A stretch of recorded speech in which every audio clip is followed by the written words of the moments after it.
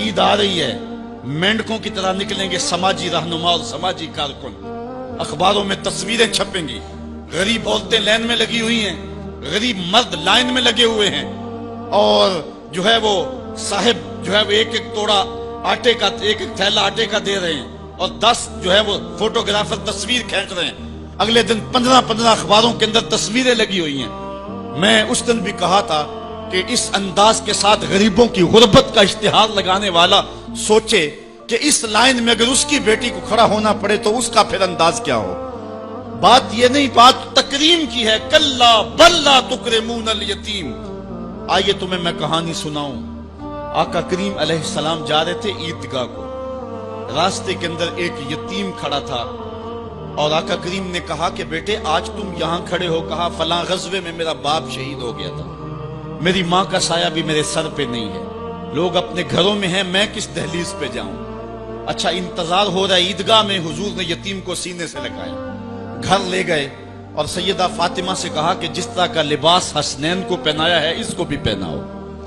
अल्लाह अकबर। और उसको खाना खिलाया और सब कुछ उसकी तकरीम करने के बाद हुजूर ने फिर जो है वो उसको इज्जत देने के लिए, उसकी तकरीम देने के लिए हुजूर अलैहिस्सलाम ने उसको फरमाया अमा तरदा अन्ना मुहम्मदन अबू का।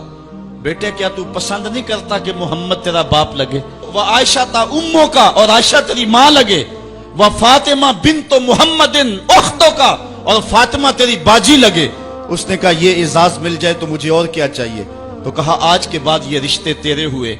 एक उंगली से हुजूर ने हसनैन को थामा हुआ है और दूसरी उंगली से उस यतीम बच्चे को थामा हुआ है। जब हुजूर ईदगाह की तरफ बढ़ रहे हैं तो और बच्चे भी अपने माँ बाप के साथ जा रहे हैं। वो बच्चा जुबान हाल से कहता है था तो यतीम, आज यतीमी का मजा ही नहीं आ गया है कि हुजूर की उंगली थाम के जा रहा हूं। तो यतीम की तकरीम का मसला है, उसको इज्जत नफ्स देने का मसला है। यतीम को लोगों के अंदर खड़ा करके उसको एजाज देते हो, वो एजाज नहीं है, वो रुसवाई है। मुझे 1 साल कबल एक ऐसी तकरीब में लोग खींच करके ले गए जहां वो आजकल इज्तिमाई शादियों का रिवाज है। तो मैं बड़ी माजरत की, मेरे लिए मुश्किल होगा क्योंकि मुझे अंदाजा था उस तकरीब का, लेकिन मैं कभी गया नहीं था पहले। तो मैं जब उस तकरीब में पहुंचा तो यकीन जाने के 2 दिन तक जो है वो मैं बेचैन रहा हूं। मैं कहता हूं गरीब से गरीब आदमी होता है ना, उसको मुआशरे में प्रोटोकॉल इजाज ना भी मिले तो शादी वाले दिन तो मेहमान खुशी वही होता है ना।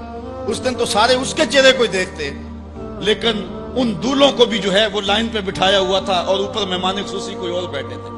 मैंने कहा ये बेचारे मिस्कीन आज भी मेहमान खुशी नहीं है, आज इनकी जिंदगी का अहम दिन है और आज भी इतने लोगों के सामने इश्तिहार लगाया जा रहा है ये गरीब लोग हैं, और दुल्हनों का भी इश्तिहार लगाया जा रहा है ये गरीब बच्चियां हैं।